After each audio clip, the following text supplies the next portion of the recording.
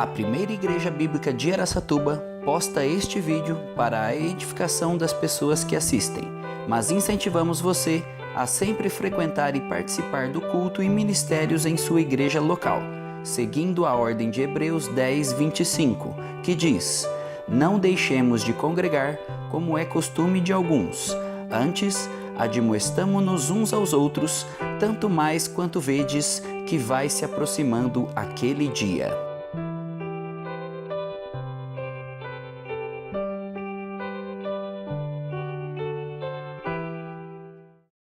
Tito capítulo 3, hoje nós vamos falar um pouquinho sobre práticas da vida cristã. Práticas da vida cristã. Nós, muitas vezes, pensamos que vida cristã é só nós sabermos, ou nós lermos a Bíblia, nós fazermos as nossas devocionais todo dia, nós temos o nosso tempo de oração, mas vida cristã não é só isso. Vida cristã é praticar. E praticar a vida cristã é uma ordem divina. Não é uma opção que eu tenho, se eu quero ou não praticar ser um cristão. É ordem e, portanto, eu devo obedecê-la. Tito capítulo 3, do verso 1 até o verso 3, diz assim a palavra do Senhor: "Lembra-lhes que se sujeitem aos que governam, às autoridades. Sejam obedientes, estejam prontos para toda boa obra. Não difamem a ninguém, nem sejam altercadores, mas cordatos, dando provas de toda cortesia para com todos os homens. Pois nós também, outrora, éramos nécios, desobedientes, desgarrados, escravos de toda sorte de paixões e prazeres, vivendo em malícia e inveja, odiosos e odiando-nos uns aos outros." Vamos orar mais uma vez? Senhor Deus e Pai, obrigado porque estamos juntos aqui para aprender da Tua palavra. Que o Senhor abra os nossos corações e as nossas mentes para compreender aquilo que o Senhor quer nos ensinar. E que eu não vá além também daquilo que a Sua própria palavra ensina. Em nome de Jesus, que eu oro e agradeço. Amém. É gostoso essa carta de Tito, porque ela é uma carta bem prática. Paulo ele tem mostrado, através dos capítulos, algumas relações que o cristão tem que ter. Primeiro, no capítulo 1, com a igreja. Qual que é o relacionamento que o cristão deve ter com a igreja? No capítulo 2, qual que é a relação que o cristão deve ter com sua família? E agora no capítulo 3 ele mostra qual que é a relação que o cristão deve ter com relação ao mundo. Quando nós pensamos o que é ser cristão, ou o que é vida cristã, muitas vezes nós pensamos que é eu ter que ler a Bíblia, é eu ter que orar, eu ter que discipular. Isso faz parte da vida cristã, mas ela não é só a vida cristã. Muitas vezes nós pensamos que ser cristão é vir na igreja, ou é dar meu dízimo, é fazer isso ou fazer aquilo outro. Paulo demonstra para Tito que uma vida cristã baseada somente em fé e doutrina é uma vida cristã vazia. Porque vida cristã ela é alicerçada em pelo menos 3 partes. Fé é importantíssimo, porque sem fé é impossível agradar a Deus. Então fé faz parte da vida cristã. Doutrina também faz parte. Procura apresentar-te a Deus aprovado como obreiro que não tem de que se envergonhar e que maneja bem a palavra da verdade. Mas também a vida cristã é baseada em ações. É prática daquilo que você conhece. Eu tenho que ter fé para me conhecer o que Deus quer me ensinar, mas não é só conhecer aquilo que Deus está me ensinando através da sua palavra, mas também colocar isso em prática. De nada adianta eu ter conhecimento da vida cristã se eu não tenho isso em prática na minha vida. E o mais interessante é que o mundo está procurando cristãos que pratiquem a palavra de Deus, que dizem, que mostram com exemplos aquilo que ele diz crer. O mundo muitas vezes está cansado já de ouvir de falar Jesus, Jesus, Jesus. Ah, eu sei, ele morreu numa cruz. Ah, que legal, que bacana. Ah, ele amou o mundo, não é verdade? Como você me ama? É isso que o mundo quer ver. Ele quer ver cristãos que são pequenos cristos. É isso que a palavra cristão quer dizer, pequenos cristos. Quando o mundo olha para nós, ele vê pequenos cristos, ou ele vê pequenos Newtons, vê pequenos vocês aí. Se o mundo olha para mim e vê um pequeno Newton, eu estou sendo falho na minha vida cristã. Porque eu tenho que ser um representante de Cristo enquanto nessa terra. Não adianta eu querer viver a vida cristã se eu não obedecer a palavra de Deus, se eu não praticar aquilo que Deus está ordenando que eu faça. Como eu quero ser um cristão só de conhecimento? É fácil, não é? Se nós temos uma cabecinha razoavelmente boa, é fácil nós decorarmos versículos, é fácil nós decorarmos os livros da Bíblia, abrirmos com muita facilidade, sabermos os versos que contém nela, temos respostas bíblicas para quase tudo. Mas a hora que nós olhamos para nossas vidas, o que nós somos? O que nós somos? Nós somos aquilo que dizemos conhecer? O tema deste ano da nossa igreja é Seguindo os Passos de Jesus. Seguindo os Passos de Jesus. Um seguidor, ele imita a quem ele segue. Ele não imita a si mesmo. E o nosso verso-chave é 1 Pedro 2, 21. Porquanto para isto mesmo fostes chamados, pois que também Cristo morreu em vosso lugar, deixando-vos exemplos, para seguirdes os seus passos. Nós estamos realmente sendo seguidores de Cristo, praticando a vida cristã. Nós estamos imitando Cristo naquilo que Ele fez enquanto neste mundo.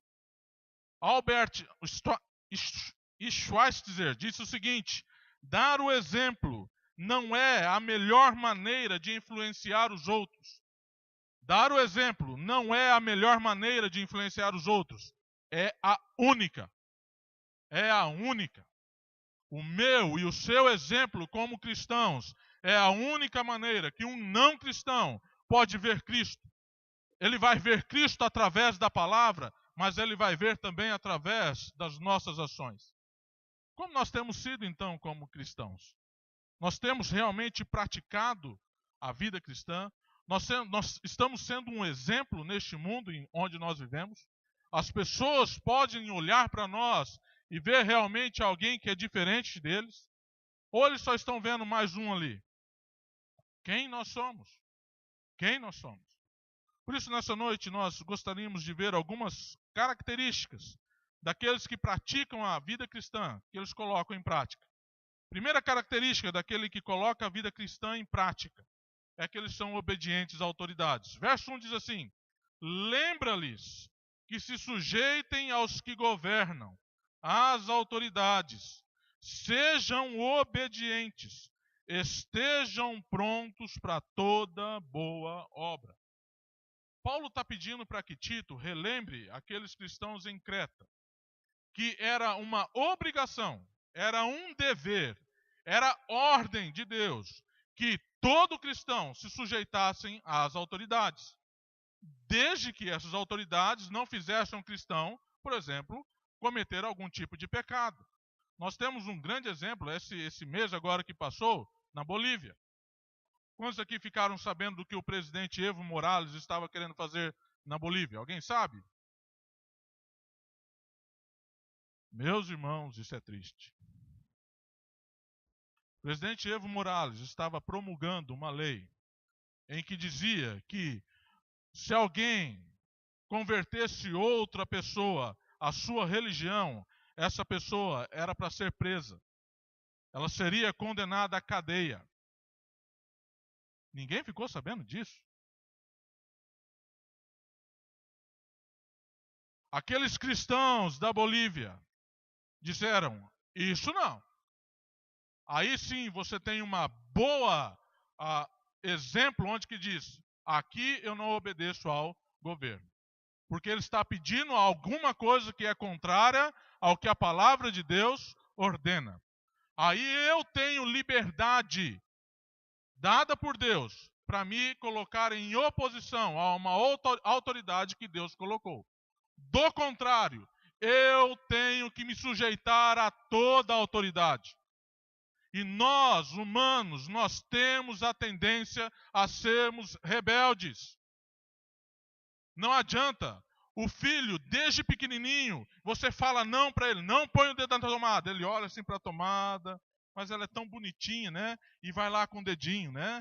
Não põe o dedo no ventilador, você vai ficar sem dedo. E está lá a criança assim, né? Ele, o ventilador e ele, o dedinho, né? Querendo, vai, não vai, vai, não vai. Rebeldia, desobediência à autoridade. Ah, mas eu não tenho filho, mas você é empregado? Nós também gostamos de desobedecer aos nossos patrões. Ele diz, chegue nesse horário. Nós gostamos de chegar um pouquinho depois. Ah, mas é um segundinho só. É 8 horas, então é 8 horas, né? 8 horas e 1 segundo. Se ele diz, faça isso, nós fazemos outra coisa. Nós gostamos de ser rebeldes. Ah, mas eu não sou empregado. Mas eu sou um patrão, eu tenho uma empresa. O governo diz, tem que pagar isso de imposto. Ah, não, mas é muita coisa. Né? Imposto no Brasil é salgado demais. Onde já se viu cobrar tudo isso? Você mora aqui? Você mora aqui?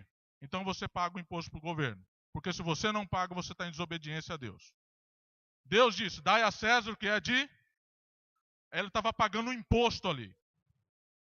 Ele estava pagando um imposto ali. Se eu sonego o imposto, eu estou em desobediência à autoridade constituída por Deus. Não é por homens. Se Deus permitiu que uma autoridade está ali, eu tenho que obedecê-la, eu tenho que respeitá-la, desde que ele não faça eu ir contra a palavra do Senhor. Aí e somente aí eu tenho liberdade de dizer, não, primeiro eu obedeço a Deus. Ah, Nilton, mas eu não faço essas coisas não, eu pago meus impostos certinho. Lá na tua casa você tem um gato, né, um Sky Gato lá, ou Skynet, ou Gato Net lá, que eles chamam, né, um aparelhinho. Você está roubando um sinal de uma operadora a cabo. Isso é errado, isso é pecado também. Não adianta você querer achar meio termo para aquilo que é errado. Ou eu tenho obediência, eu obedeço aquilo que Deus colocou, que Deus estabeleceu, ou eu estou em pecado. Não há meio termo para a vida cristã. Isso é prática, isso é ser um exemplo, isso é demonstrar o que eu sou. Aí você chega no meio de outras pessoas que não são cristãos, eu estou com uma Sky Gato lá em casa, eu também, legal. Eu olho assim, mas você não é crente? Você está roubando sinal? Pô, que legal, hein, você? Como nós agimos? Como nós agimos? Quais são as nossas ações? Nós estamos sendo realmente exemplos para os não cristãos? As pessoas estão vendo em nós pequenos cristos? Ou estão vendo pequenos Newtons? Pequenos vocês aí? Não adianta nós querermos florear a palavra do Senhor para que ela seja bonitinha, para que ela seja agradável. O profeta mesmo, Isaías disse, olha, quando eu peguei as palavras do Senhor, ela foi como fel na minha boca. É amarga, mas quando ela faz efeito na sua vida, ela se torna mel. Se torna doce. Quanto mais nós resistirmos a colocar a palavra do Senhor em prática em nossas vidas, mais vai doer em nosso caráter. Porque mais Deus vai ter que tratar com nós em áreas que nós não queremos. Nós devemos ser obedientes a autoridades. Sejam elas quem forem. Se você tem alguém que está em posição superior a você, em qualquer área da sua vida, você tem que obedecer a essa autoridade, porque ela foi colocada lá por Deus. Romanos 13, não precisam abrir lá. Eu vou abrir rapidinho e ler os versos para vocês. Romanos 13, verso 1 a 8 diz assim: todo homem esteja sujeito às autoridades superiores, porque não há autoridade que não proceda de Deus. E as autoridades que existem foram por ele instituídas, de modo que aquele que se opõe à autoridade resiste à ordenação de Deus, e os que resistem trarão sobre si mesmos condenação, porque os magistrados não são para temor quando se faz o bem, e sim quando se faz o mal. Queres tu não temer a autoridade? Faze o bem e terás louvor dela, visto que a autoridade é ministro de Deus para o teu bem. Entretanto, se fizeres o mal, teme, porque não é sem motivo que ela traz a espada, pois é ministro de Deus, vingador, para castigar o que pratica o mal. É necessário que lhes estejais sujeitos, não somente por causa do temor da punição, mas também por dever de consciência. Por esse motivo também pagais tributos, porque são ministros de Deus, atendendo constantemente a este serviço. Pagai a todos o que lhes é devido, a quem tributo, tributo, a quem imposto, imposto, a quem respeito, respeito, e a quem honra, honra.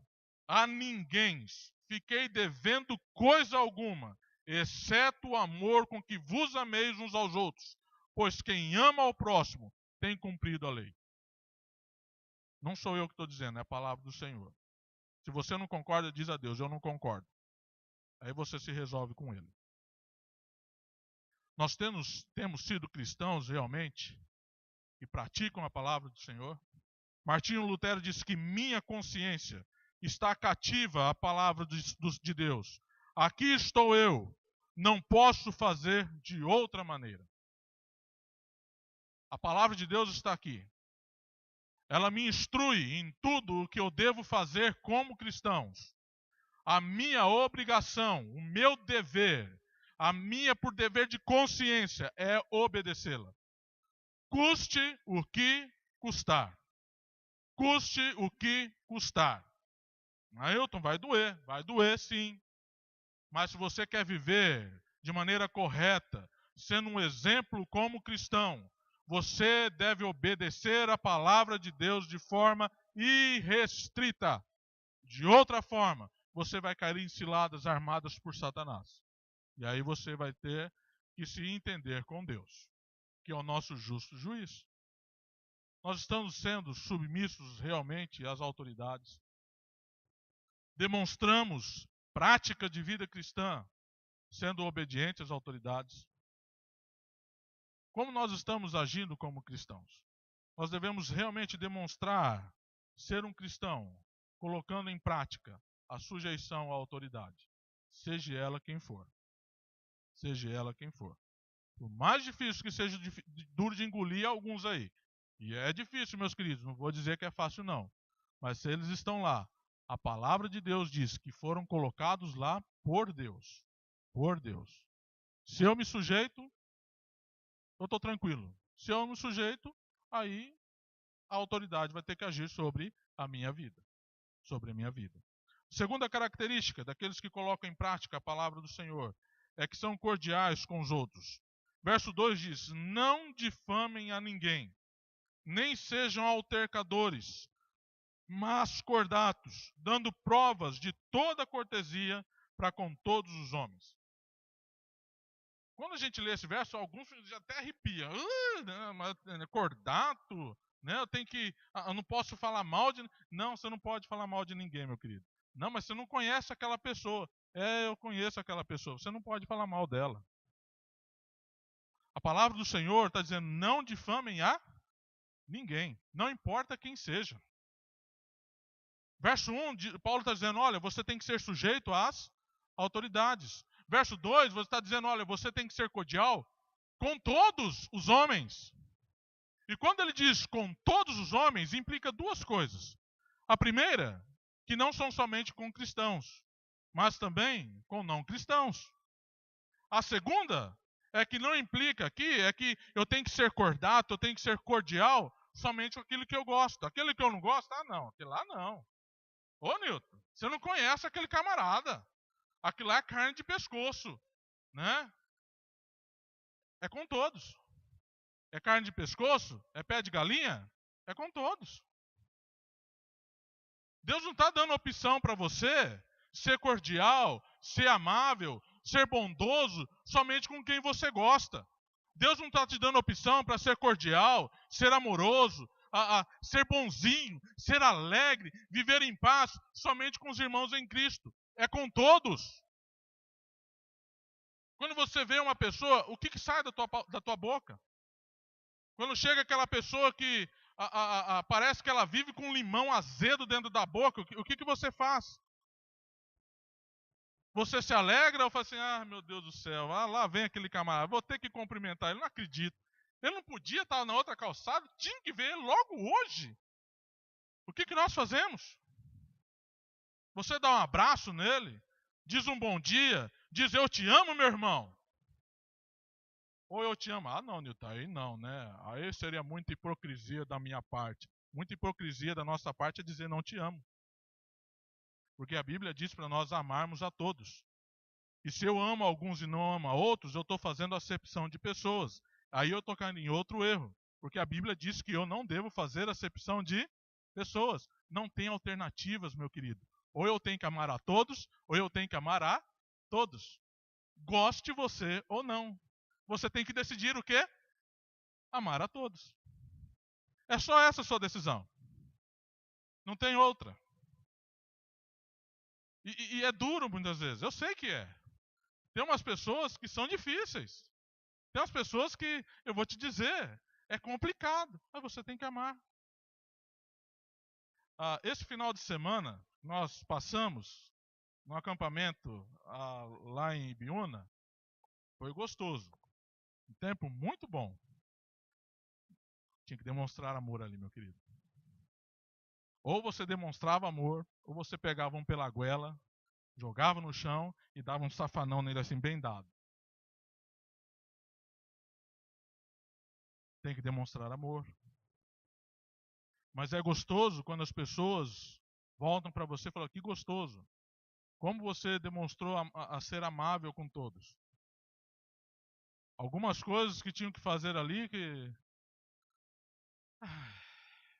1, 2, 3, 4, 5, 6 e vamos contar. Eu te amo, meu irmão. Eu te amo. Nós temos que ser exemplos na cordialidade. Nós temos que ser exemplos nesse amor um para com o outro. Gálatas 5, 22 a 26 vai tratar sobre o fruto do Espírito. E é interessante que não está falando sobre frutos, mas está falando sobre fruto. Todo mundo aqui já está cansado de saber disso, né? É o fruto do Espírito. É um só, não é verdade? É uma tangerina com um monte de gominho, né? E cada gominho tem um monte de coisinha. Mas você tem que colocar em prática, tá, meu querido? Não é só você conhecer, tá bom? Mas o fruto do Espírito é amor, alegria, paz, longanimidade, benignidade, bondade, fidelidade, mansidão e contra essas coisas, beleza, a gente para de ler por aí, não é verdade? Já sei esse verso de cor salteado. Mas olha o que continua dizendo a palavra do Senhor. E os que são de Cristo, Jesus, crucificaram a carne com as suas paixões e concupiscências. Se vivemos no Espírito, andemos também no Espírito. Não nos deixemos possuir de vanglória, provocando uns aos outros, tendo inveja uns dos outros. Nós conhecemos o fruto do Espírito, não conhecemos? Mas a palavra do Senhor, então ponha em prática. Se você diz que tem o Espírito Santo em você, então viva conforme o Espírito Santo quer que você viva. De outra forma, isso aqui está sendo irreal na sua vida, está sendo uma mentira. E você está vivendo uma mentira. Como nós podemos dizer que eu amo uma pessoa e não consigo amar outra? É impossível como um cristão eu fazer isso. E nós gostamos de fazer isso, não é verdade? É o que nós mais temos prazer. Está errado. Isso é contrário à palavra do Senhor. É totalmente contrário à palavra do Senhor. O Senhor Jesus, mesmo com os fariseus, os saduceus, os escribas, ele pegava e dava umas espinhadas, mas era com o quê? Visando o arrependimento daquelas pessoas. Em tudo Jesus demonstrou amor por mim e por você, enquanto neste mundo. Ele morreu por mim e por você naquela cruz, quando nós éramos os seus maiores inimigos. E nós dissemos que não conseguimos amar o meu irmão em Cristo. Isso é uma vergonha. É uma vergonha quando eu digo que eu não consigo amar um irmão em Cristo. Não posso viver dessa maneira. Isso não é praticar a vida cristã. É tudo menos praticar a vida cristã. O mundo está doido, está ansiando para ver cristãos que sigam realmente o exemplo de Cristo. Nós estamos prontos realmente para ser esse exemplo? Não é o que nós falamos. Não é o que nós falamos. É o que nós fazemos. Você pode dizer todas as palavras que quiser para uma pessoa, mas uma atitude sua ou minha acaba com tudo o que você disse para essa pessoa. Essa é a verdade. O nosso exemplo tem que falar muito mais alto do que as nossas palavras. Do que as nossas palavras. Terceira característica daqueles que praticam a vida cristã é que eles são cientes de sua vida velha. Verso 3 diz assim: Pois nós também, outrora, éramos necios, desobedientes, desgarrados, escravos de toda sorte de paixões e prazeres, vivendo em malícia e inveja, odiosos e odiando-nos uns aos outros. Para mim ter uma correta relação com as autoridades, para mim ter uma correta relação com as pessoas, eu também tenho que ter uma correta relação com Deus. Eu tenho que ter ciência de quem eu era. O verso 3 está nos dizendo quem nós éramos. Paulo está deixando claro o quão estúpido nós éramos antes de Cristo. Quando Cristo morreu naquela cruz e quando nós cremos no sacrifício dele e nos arrependemos de nossos pecados, nós tivemos todos os nossos pecados o quê? Perdoados. E tiramos também de sobre nós a consequência desse pecado, que era a morte. Mas nós somos tão estúpidos, mas tão estúpidos, que nós queremos ir viver de novo no pecado. A gente tem a tendência de ir lá, mas é só dessa vez. Não estou dizendo que nós estamos isentos de pecar. Nós vamos pecar porque nós não somos perfeitos ainda. E vai acontecer. Se isso acontecer, a primeira coisa, confesse a Deus, se arrependa do seu pecado e não faça novamente. O mais triste de tudo é que tem cristãos que pecam conscientemente. Deus, eu sei que é pecado, mas não tem jeito, né? A vontade é maior, né? Não tem como não fazer isso. Né? Não dá para segurar. Que estupidez da nossa parte quando nós fazemos isso. Porque nós estamos pegando o sacrifício de Cristo lá naquela cruz, estamos jogando na lata do lixo, dizendo, não valeu nada isso que o Senhor fez por mim. Morre aí de novo para mim, porque eu preciso do teu perdão novamente. Não tem cabimento. Não tem cabimento. Não dá para entrar na cabeça do Senhor Jesus um cristão que diz, eu quero pecar. É triste isso. Mas o problema é que há cristãos que são assim. Há cristãos que parece que quando estão com alguns, ele não dá o exemplo, ele não é diferente. Ele é igual a todo mundo. Nós temos a tendência de, Nilton, mas não vai ter problema, né? É só essa vez. Essa vez é na outra, é na outra, é na outra, e vai continuar sendo outra e outra vez. Ou eu digo não para o pecado, ou eu vou estar vivendo de maneira estúpida nesse mundo. Vivendo como um nécio. Nécio aqui é alguém com falta de sabedoria. É isso que eu estou fazendo. Eu não posso agir dessa maneira, eu devo me lembrar daquilo que Cristo fez. Meus queridos, o preço foi alto demais para nós levarmos a nossa vida cristã de qualquer maneira, levar na brincadeira, como se isso aqui nunca fosse acabar. Se nós estamos vivendo neste mundo como se só isso aqui existisse, a Bíblia vai dizer que nós somos os mais infelizes de todos os homens.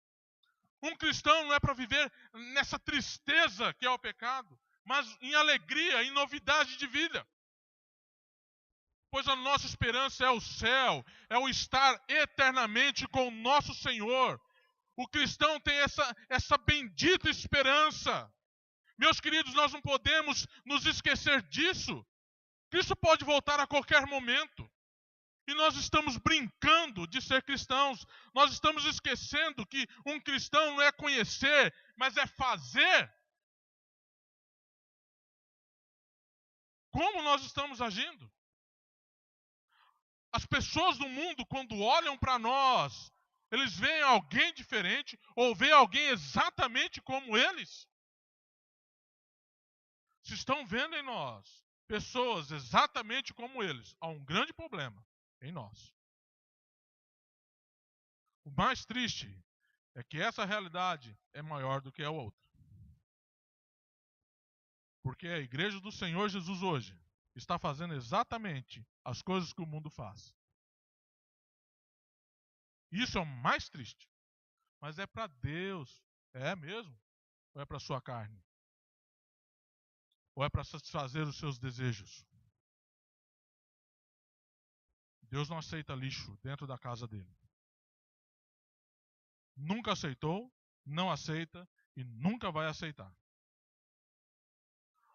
Ou eu entendo que eu tenho uma nova vida, ou eu compreendo esse fato e coloco esse fato em prática em minha vida, ou vou estar vivendo uma vida cristã miserável. Gálatas 2:20 vai dizer isso. Logo já não sou eu quem vive, mas Cristo vive em mim. E esse viver que agora tenho na carne, vivo pela fé. Vivo pela fé. 2 Coríntios 5,17 diz o quê? Vamos lá? 2 Coríntios 5,17 diz o quê? E se assim, se alguém estar em Cristo, as coisas, eis que se fizeram, a sua velha vida foi deixada para trás. Você é uma nova criatura em Cristo Jesus. Para a honra e glória de Deus o Pai. Então viva em novidade de vida. Coloque essa nova vida que Cristo te deu para funcionar. Porque do contrário, é a vida velha que vai tomar conta de você. E você vai viver em pecado. Vida cristã é prática, não é conhecimento. As pessoas estão cheias de conhecimento, mas uma vida cristã vazia. Uma vida cristã vazia. É por isso que Deus, lá na carta aos irmãos de Laodiceia, diz: olha, essa igreja é rica, é abastada, mas eu estou a ponto de vomitá-la da minha boca. Porque está cheio de cristãos, que são só cristãos aqui, ó, de cabecinha. Não é cristão de prática. Não é cristão que demonstra realmente ser diferente. Devemos viver uma vida cristã que coloca realmente a nova vida em prática. A pergunta que fica é: como nós estamos vivendo a nossa vida cristã? Como estamos vivendo a nossa vida cristã? Estamos praticando realmente ela? Ou só, o conhecimento basta? Eu tenho fé, eu tenho doutrina, eu conheço bem a palavra do Senhor, isso basta. Isso não basta. Um cristão verdadeiro, ele não deixa de praticar a palavra do Senhor. E nessa prática, ele é obediente às autoridades. Ele é cordial com os outros. E ele também é ciente da sua vida velha, para que nunca mais volte a viver como ele viveu. Ele viva em novidade de vida. Seja um cristão que pratique realmente a palavra. Praticar a palavra não é uma opção, meus queridos. É ordem. É ordem. Obedecer eu quero, diz o Senhor, e não sacrifícios. Obediência. Obediência. Vamos orar? Senhor Deus e Pai, nós pedimos o Teu auxílio, pedimos realmente a ajuda do Teu Santo Espírito, para que nós consigamos viver conforme o Senhor nos instrui em Tua palavra. É difícil ser um cristão realmente neste mundo, mas não é impossível. Que nós possamos realmente colocar em prática tudo aquilo que nós sabemos. Que o mundo possa olhar para as nossas vidas e ver realmente Cristo em nós. Nós possamos realmente ser seguidores de Cristo, imitando Cristo em tudo o que Ele fazia. Sendo realmente sujeito a quem for autoridade sobre nós. Sendo cordial um com os outros, com os irmãos primeiro, mas também com os de fora. E que nós possamos ter ciência de quem nós éramos e de quem nós somos agora em Cristo Jesus. Novas criaturas. Pessoas que têm que ter um modo de vida totalmente diferente daquilo que nós tínhamos. Que possamos estar dispostos realmente a pagar o preço de viver essa vida. Que possamos realmente dizer não às coisas que o mundo oferece. E sermos exemplos enquanto Cristo não volta. Obrigado porque o Senhor nos auxilia. Nós te agradecemos em nome de Jesus. Amém. Amém.